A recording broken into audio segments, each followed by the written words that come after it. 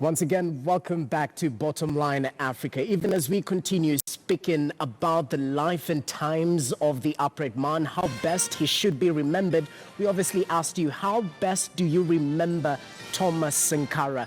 What would you remember Thomas Sankara for? That's the specific question. Do feel free, interact with us. We'll definitely review them at the end of the show at KTN News, at the Jesse Rogers, using the hashtag Bottomline Africa. But straight back to the conversation we're having in studio. Let's start with the OAU summit in Addis Ababa on July 29th, 1987, where Sankara openly challenged both the French hegemony in West Africa as well as his fellow military leaders, calling for the scraping of Africa's debt to international banks as well as to their colonial masters. If I can pull an excerpt from his speech, he said debt is neo-colonialism in which colonizers transformed themselves to technical assistance. Let's start with you. In the modern time and era, we well know of Africa's debt, not just to the West, but also to the emerging East when we talk about China. How do we put this in a way that, those who still believe in the ideologies of Thomas Sankara can actually look up to them still now, despite of the huge debt crisis? A few things. Number one, a man like Thomas Sankara is not to be remembered, he is to be celebrated. That's one. Number two, his speech at the OAU is what a lot of our politicians lack. He had the ability to look the French straight in the face and said, though you kill me, I will make sure that Africa knows that what you're practicing in Africa is neo-colonialism. And the truth of the matter is, to this day, much of West Africa's, the West African franc is based on the French franc. The French control the military, they control the economy of this country. So it is not an ideology. He was stating fact. And this is perhaps a skill that many of our Kenyan parliamentarians and senators, who by the way enjoy immunity in the floor of parliament and still cannot dare speak the truth, need to borrow from. They need to be able to look at people like Thomas Sankara, who at the risk of a bullet was willing to say the truth, while they, at the risk of nothing other than a raised brow by their bosses, cannot say the truth. Now to the present day Africa.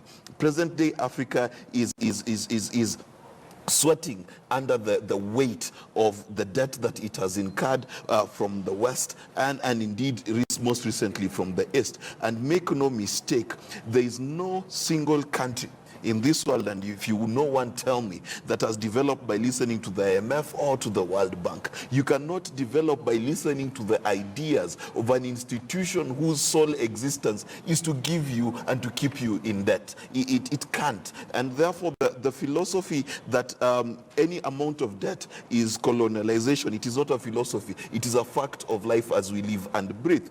In fact, to put it into kindergarten level, he who pays the piper calls the tune. And Africa has been dancing to the tune of the West for a very long time. And if you know the West, they're not very good dancers. So African countries are not dancing very well right now. Well put, well put. Let's cross over to you. Still picking up from our leadership right now in present day Africa. Thomas Sankara, when he died, he was earning a salary of a mere $450 per month. Now, this is something you can definitely not compare to present-day Africa. As we well know, African leaders are perhaps the most paid or the most eccentric in the world. This is still a man who had a most prized possession of a car and only 4 bikes. Well, when you look at the life of Sankara, it tells you that what Blaise Compaoré, unfortunately, and his accomplices did, is what Ken Saro-Wiwa, the Nigerian journalist, wrote and termed Africa kills Hassan. Burkina Faso killed Hassan. And since Sankara went down, Burkina Faso has not seen the light again. Since the assassin's bullet took the life of Sankara, Burkina Faso has known no pride in terms of great leadership. When you even listen or go through the speech that he delivered at the Organization of African Union, it tells you and demonstrates to you that Sankara understood the issue of dialectic materialism in his time more than even the present-day leaders on the continent and even around the world. It tells you that this is a man who understood very well that class exists, but class makes no sense if you're a great leader.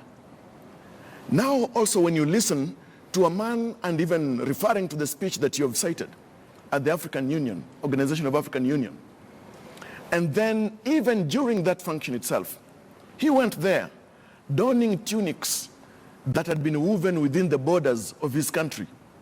It tells you that beyond believing in himself, he believed in his people. Today, we have leaders, even in this country of ours, Kenya, and even on this continent, who don't believe in their people, except when they want to earn their vote. In fact, they never even earn it, they steal it. Of course, it is regrettable that the manner in which he ascended into high office in a half by the barrel of the gun is the manner in which he exited, only a mere 4 years later, a sad 4 years. But is there something that we as a people living in our time today can tether ourselves to the memory of this great son of the soil and say that we can learn from him? The answer, as we know it, is in the affirmative. But how come leaders in Kenya today, leaders on this continent, would not want to associate themselves with the ideals, the ideologies, the thought leadership of somebody like Thomas Isaac Sankara? It's because they know that as they carry themselves and conduct their business, they conduct it in shame and in the darkness, where they don't want to come to the reality of what public service is. Just across our border, we have got Uganda. Before that, before even the leadership of Museveni, we had other people, Idi Amin Dada and others. When you go across and you see what is happening in the Democratic Republic of Congo, when you see what is happening in many countries on the African continent, you realize that really, we as a people, or we as a continent, don't want to move forward. Because, as I said, comparatively, he ranks at the same level with those that went in the manner that he did, assassinated people like Patrice Emery Lumumba, people like Samora Machel, and even most recently, Muammar Gaddafi of Libya. The blood of Gaddafi still wets the soil, the same way the blood of Sankara still wets the soil and cries out for justice in Burkina Faso. But how come pursuit of justice under the rule of law, the guise of the rule of law under which we live, is something that is as elusive as the term elusive can be defined? If at all we are true to what we believe in, to the consciousness, to the questions of self-reliance, then we can say, we have faltered, we have fallen, and the many times we have fallen, we are willing to rise and do and lead as Sankara did. Yes, here in this country we have honored him, privately so, by naming a hotel in the city after him. But beyond celebrating leaders that were celebrated in their time because of their leadership, people like Thomas Mboya here in Kenya, honoring them by a statue, and even Nelson Mandela across in Europe and even in South Africa itself, being honored by a statue. Why can't we honor them by service and living as they did? If we do that, then we can say, beyond the memory of such a great man, we are living as they did, and we celebrate their leadership. Let's speak about the ideology of Pan-Africanism and the anti-imperialism. He was an astute believer of that. Can that be applied to the present-day Africa? It's not just a question of applying. Because the good thing with ideas is like energy. It cannot be destroyed. It can only be transferred. Ideas can move, can be reshaped. They can be re-energized. That's what we need. If you look at questions of what, and look, even Isidore himself believed in the ideals of Vladimir Lenin, believed in the ideals and the ideologies and the thought process of Karl Marx, and that's why he talked about dialectic materialism. You see it in the manner in which he pronounced himself and the kind of decisions that his government made. Okay. When you look at those ideals themselves, you realize that though capitalism seems to have captured the entire world today, we seem to be stifled, in fact manacled, thoroughly, in a manner that we are enslaved by it.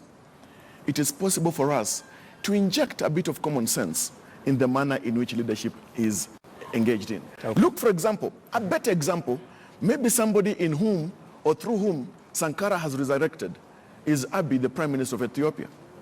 Because he believes women have got not only a place in society and in leadership, women have got a central and critical role to play in government and in mainstream society. Civil society does not only to be the sector or the institutions that can advance such ideas of gender parity, equality and equity and the rule of law. Governments too can believe in and advance the ideals of gender parity and matters in such a manner that even the economy does not only work for those with means or those with wealth, that even leaders in high office with great wealth and good health can work for those without wealth and lift them up. Okay. Mark Bichachi, now, a quote that he is famously known for: while revolutionaries as individuals can be murdered, you cannot kill ideas.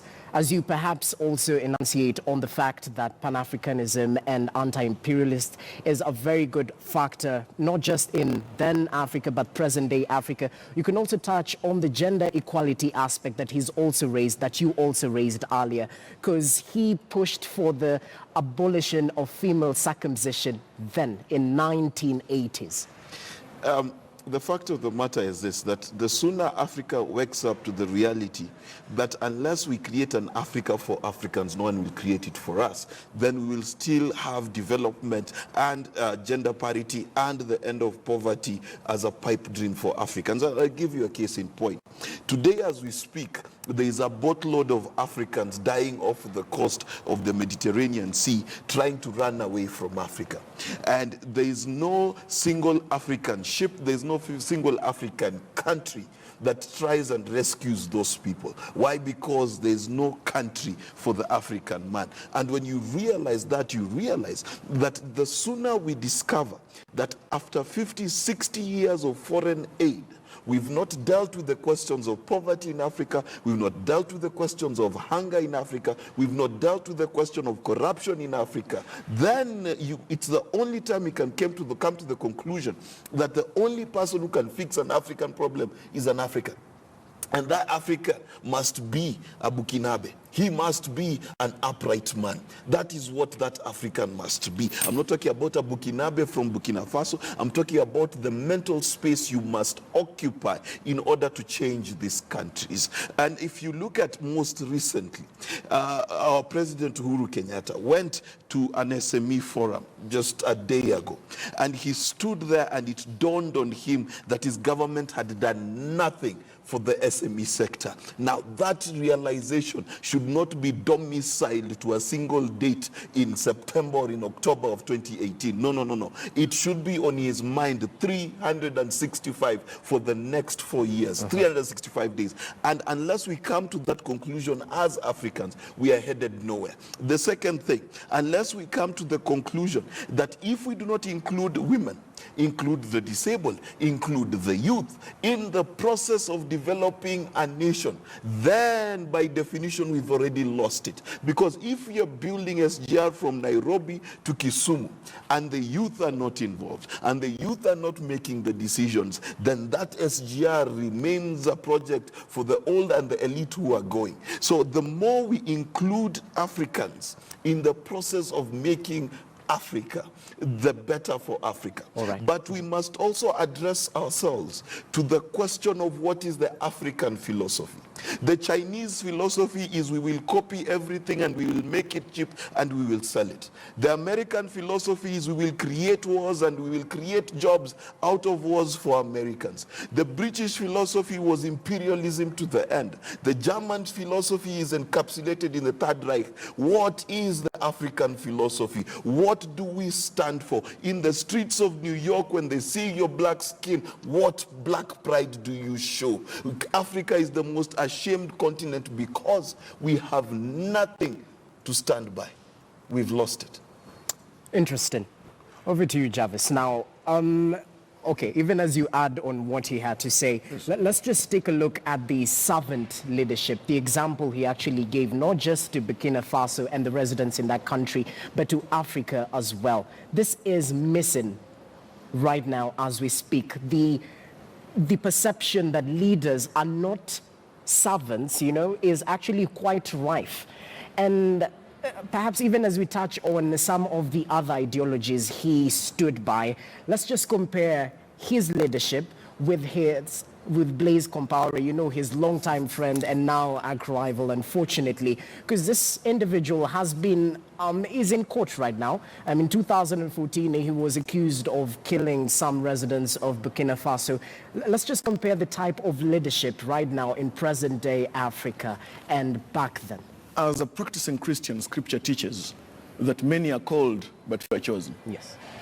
In comparison to that and in aligning my thoughts to that scriptural verse, somebody like Sankara is somebody who was called and chosen altogether. Okay. Chosen to lead his people, chosen with ideas that took his country forward. Now, when you look at what Sankara did in 4 years, he did in 4 sad, short years what Compaoré has not done in his entire presidency. 7 years. 27 Entire years. presidency. It tells you one thing. Today, whether you look at it through the lenses of Compaoré's leadership, or look at it in terms of the kind of leaders and presidents we have on the African continent, it tells you one thing. Today, we are being led by leaders who have got capsule ideas. Sankara didn't have such. Sankara had great ideas. We suffer the tragedy of having leaders without ideas, leaders who are driven by the quest for self-aggrandizement, leaders who want to amass wealth and leave their citizens without wealth and without even good health, leaders who are keen to see themselves rise as their people sink. Now Sankara has taught a continent and has taught the entire world that you can choose to stand and stand firm. As Lincoln said in his time, that I stand firm and I will stand with any man who stands upright and depart from his quarters as long as he shifts his stance. Sankara did so. He did it for his people. He did it for Africa. Today, as Africans on this African continent of ours, we can say that indeed there lived a man whose voice still speaks to us. And that's why we are able to speak about him authoritatively and celebrate his leadership. Look, today, even us here seated, we're donning tunics that have been woven elsewhere across our the shores. How about we learn from majority of the West Africans and learn as well from what Sankara did and spoke in his time, that we can build our own and lead our own, grow our own, and then progress all together. Thank you. Mark Bichachi, very briefly, he pushed for a united Africa. Is this still a dream? It's a dream for as long as the foolishness of Africans endures. That's the issue. It's only a foolish African who thinks that the unity of Africa is a bad thing. The truth of the matter is, if you look at the common market, Kenya's biggest trading partner is Uganda. It's not the United States. It's not the British who have free entry visas into this country. No, it's not. Africa should be for Africans. Who understands what an African needs more than an African? When Africans are running away to Italy and to the shores of Europe and they're chased away as if they're roaches, why can't we as Africans embrace them? Look at Kenya as an example. We've embraced the South Sudanese, the Somali, who have brought a rich culture into Kenya. Have we suffered for hosting them? Absolutely not. So my question is, for how long will we be a tourist destination inviting the white dollar and the white pound and the euro and forgetting the Ugandan shilling, the Tanzanian shilling, the Ghana cedi? For how long will we not realize that money from an African is just as the same as money from the West? And the moment we realize that, we will know that the only difference between me, a Luya, him, possibly a Luo, and another one who's a Zulu, whoever it is, the only difference is the degree of stupidity we've allowed to buy from the imperialist. I'll tell you one thing. Shortly, 30 seconds, yes. Sankara was a dyed-in-the-wool Pan-Africanist. Today, we don't have a dyed-in-the-wool Pan-Africanist. If we get just to embrace the spirit of Sankara, as we can embrace the spirit of Kwame Nkrumah and Patrice Emery Lumumba, if you can remember even the content of his letter from Tazewell prison, it tells you that it's possible for us to imagine a new Africa and build a new Africa. Let's leave it at that. So much is said. We are definitely not just remembering, but celebrating the life of this upright man, Thomas Sankara. His legacy lives on. I was joined in studio by Javas Bigambo, governance expert. Thank you so much. And Mark Bichachi, communication consultant. We definitely continue talking about this great man, even as his ideologies and legacy lives on. I will leave you with one quote. While revolutionaries as individuals can be murdered, you definitely cannot kill ideas. My name is Jesse Rogers. Enjoy the rest of your viewing.